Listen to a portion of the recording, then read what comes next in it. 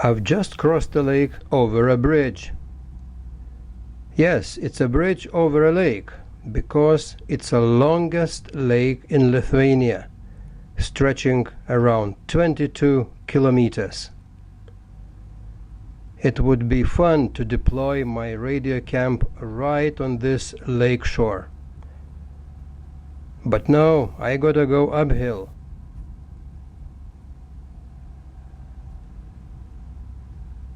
Past a small historical town of Dubingiai, and then reach my today's ham radio destination, a field position.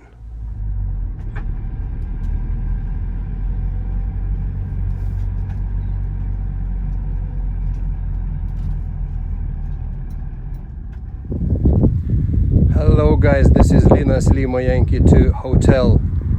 This weekend is a national VHF UHF Field Day. So ham radio van and me, we are in our field day position, going to use pretty modest equipment. My major goal is to try how Icom IC-705 is going to do on classical modes on two classical VHF UHF bands, 2 meters and 70 centimeters, CW and SSB. No digital, no VARA, no links with internet, just radio on VHF. I've got a pretty modest equipment, my trusty 10-meter aluminum mast, maybe 30 years old, still running, my homemade Monster Quaggy 2-element quad plus 6-element Yagi.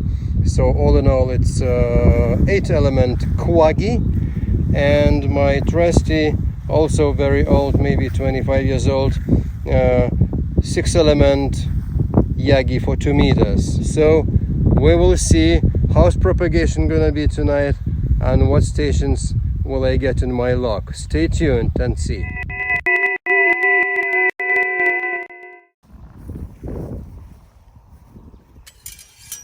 The 6-element Yagi for 2 meters is very lightweight, very convenient. It consists of 2 pieces only, nothing, not much assembly to do when you're in the field. Just I need to connect these 2 elements to this boom, and that's gonna be it.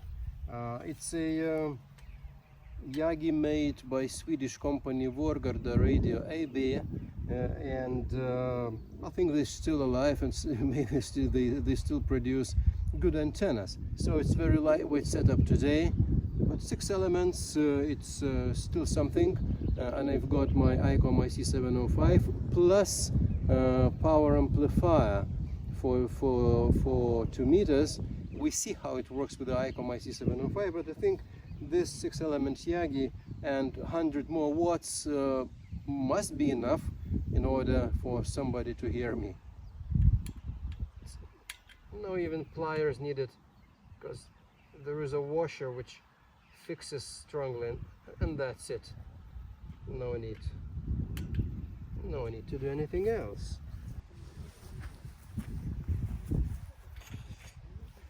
What I'm gonna do now, I'm gonna install the 6-element Yagi on the top section of the mast. I know probably it's not a good idea to put the lower band antenna on top and the higher band 70 SEMS antenna beneath it, but due to the bigger antenna will make influence onto the smaller antenna.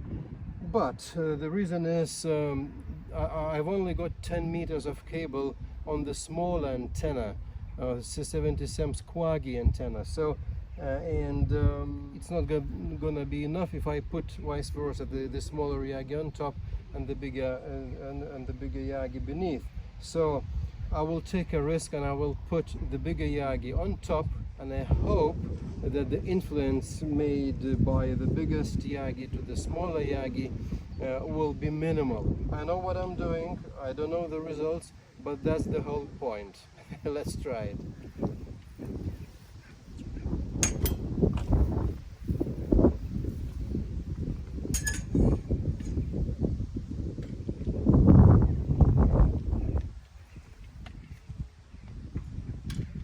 Let's do it from this side.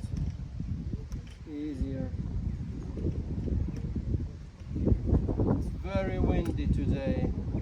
So now that the 2-meter Yagi is mounted on the mast, I'm gonna hoist it up for probably 1 meter, and then to install the lower Yagi, 70 SEMS Quagi, on the lower part of it.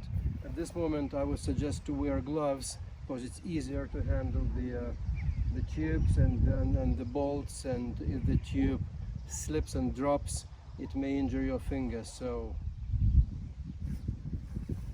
you see, it can just suddenly drop and it can hit your fingers painfully. So the gloves is good protection from this to happen.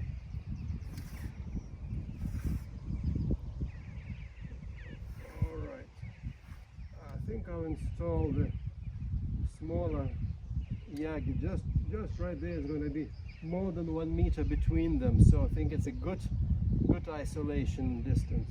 So now we need to get orientation more or less the same of 2 Yagis, just because it's 1 mast, 1 rotation, and so it's better to have them all beaming one direction, like that. Alright, it's okay. It's important to not over tighten the nuts on the bolt when you fix the antenna on the mast, otherwise the mast can get damaged in fact, and then the section which is damaged by the too much of force can have difficulties into getting into the lower section. So alright, so that's my field day solo setup. According to the field day rules, if you are in the category of single operator, it means you have to make everything alone, operating of course in the field day activity. That's my probably 8-meter high mast with 2-meter Yagi on top, 8-element Quagi for 70 SEMS beneath, and here's my shack and my ham radio van. Nothing's connected to the electricity, to the grid. It's all fed from my batteries, which are charged, you can see on the roof, by the solar panels. I'll show you in a second.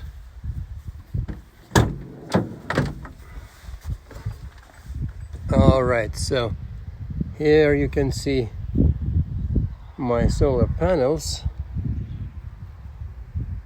200 watts, 2 panels, 100 watt each, and they are connected to the MPPT solar charge controller, and it charges my 135 amp hours deep cycle lead acid battery. Not starter battery, but it's specially designed for continuous load. I hope this will help me overnight.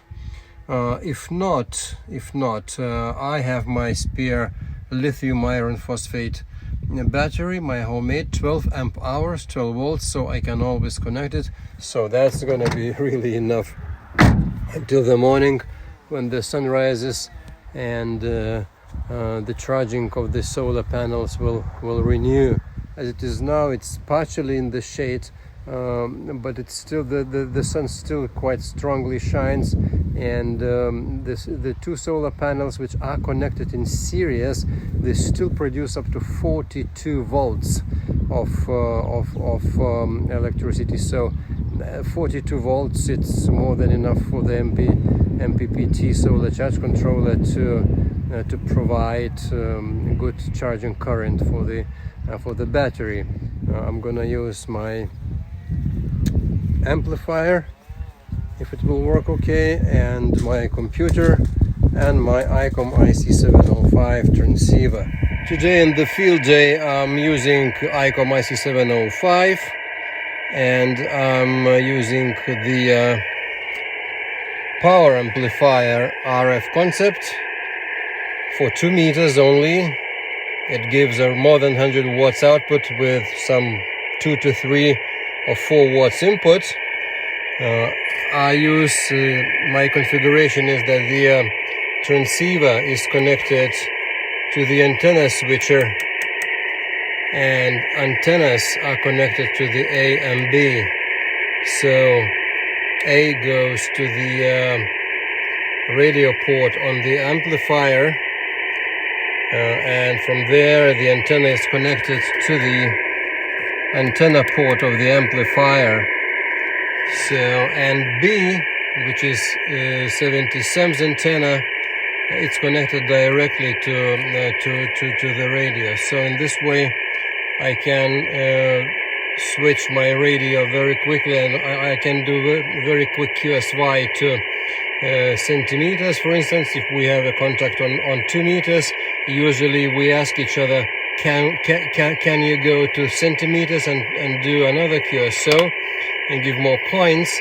So that's very easy to QSY. It only takes to switch an antenna position to B and to switch the radio to 430, and here we are. And my logging program today is N1MM, my favorite logging program. I use it for many years for different contests, and it's very rich in selection of contests. Even some local contests can be implemented into this program, into this logger, and it's no problems. I've checked the SWR on my Nano VNA for the 2 meter Yagi, and we can see that it's very nice. It's 1.07. Well, on 70 SEMS, the Nano VNA-F measurements show that SWR is also acceptable at the frequency at 432 megs. It's 1.17. So hopefully the stacking of two Yagis for different bands, one above the other, it doesn't make that terrible impact that I was thinking in the beginning, because SWR of each Yagi taken separately is pretty nice. So it seems that everything's ready. And I hear some stations just worked on 70 SEMS with my 8-element Quaggy LY2 Whiskey radio. It's a strong station in the middle of the country. So probably it's something around 100 or more kilometers between us. But they are running from the very high position, got a very high tower. London Yankee 2 Whiskey Radio. LY2 Whiskey Radijas, LY2 Whiskey Radio, LY2 Hotel Portable, LY2H Portabilus. LY2H Portabilus, laba diena, Linai, garsiai puikiai girdžiu, 59003, PO24, Elektrosona.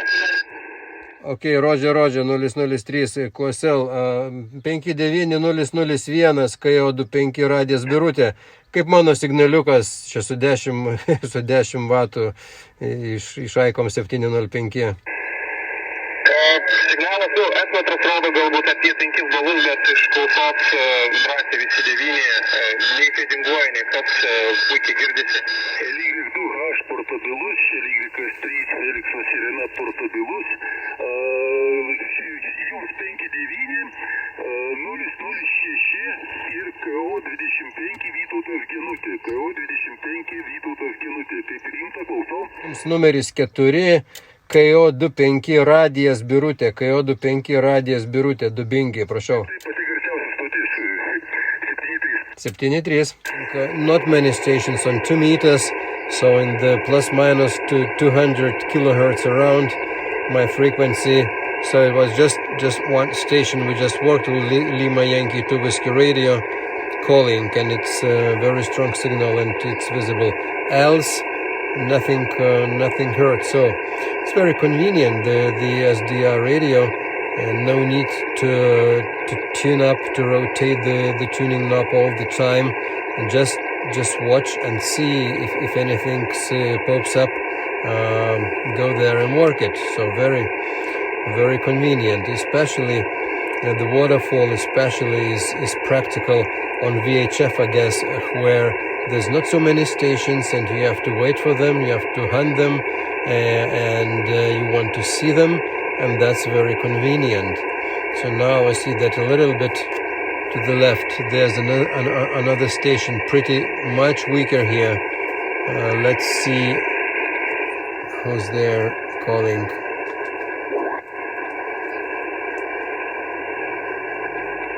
No.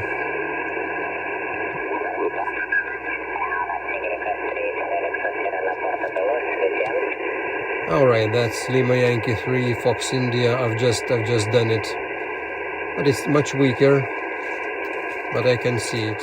All right, let's try CQ on CW on 2 meters.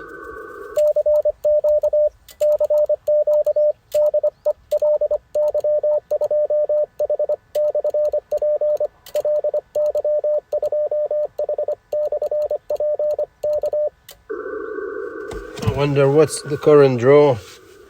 I installed the power meter, so we can take a look.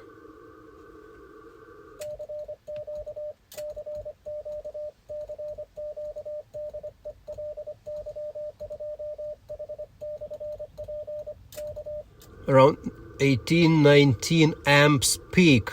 So it means, well, I'm driving 3.3 to 4 watts from Icom IC-705 into this amplifier, and it releases more than 100 watts if it draws around 19 amps. Unfortunately, I don't have the power ref power meter to measure on VHF, so I cannot tell precisely, but still the draw is okay. In the idle situation, when just Icom IC-705 and amplifier in idle, it's around 400 milliamps, so it's okay, I guess. Nice. In the events like VHF, UHF activity days, it's not so very many active stations very often on these bands, so and actually you have to call CQ more than you can listen or see, in this case on our waterfall. So the function in Icom IC-705, which provides automatic calling CQ through the memory, through the memories, is very convenient. So I have pre-configured my memories to call CQ and some other things, but basically CQ. So you go to the menu, you go to CW keyer, and you have M1 and M2 and M3 up to M8 memories. So you push M1, for instance, and it starts calling CQ, which is very convenient. You can have hands-free for taking a snack, drink your tea, or take a filming session. I'm now beaming to the southeast, so it's Belarusia. There are some active radio hams in Belarusia on VHF and UHF, so probably they definitely know about LY activity field day.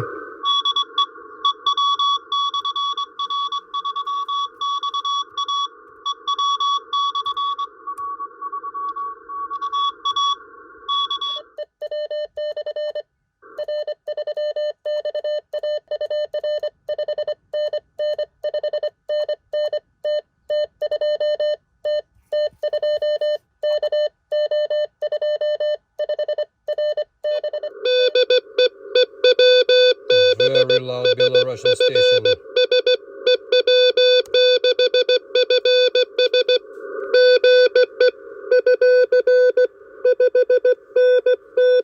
Belarusian station, Echo Whiskey 6 Fox Sugar. Very strong signal. After I turn my beam to his direction, which is right over there to the southeast from me, just right over there. There's a Belarusian station. Okay, very nice, but not so many stations, I would say, today. Maybe later in the afternoon, after the sunset, later in the night, and before the sunrise, at the sunrise, might the conditions improve.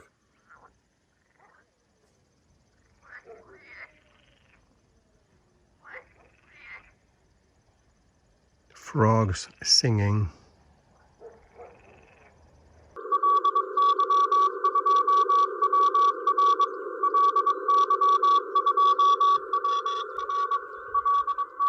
Good morning. It's 4:45 a.m. in the morning on Sunday, and it's sunrise. How beautiful.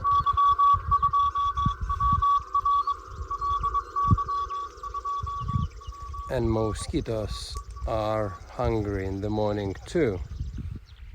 It's cloudy this morning, but it's not raining. That's good. And it's 7 o'clock in the morning, 2 hours after the sunrise, and I wonder how's my solar batteries doing. All right, so the solar panel only gives 14 volts of output, so that's not so very nice.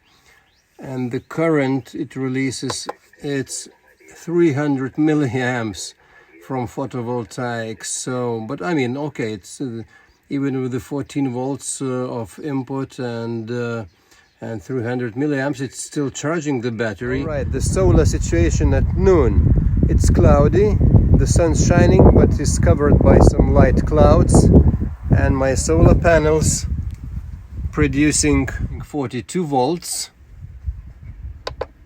with the almost 1 amp of charging current. The battery actually is almost full, 14.3, so the charging is in process and is pretty effective.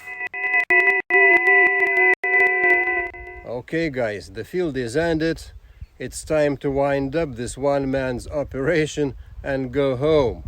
Summing up, I've been using today quite a simple equipment, very modest antennas, 6-element Yagi on 2 meters and 8-element Kawagi on 70 centimeter band, but my major goal was not to make as many contacts as possible.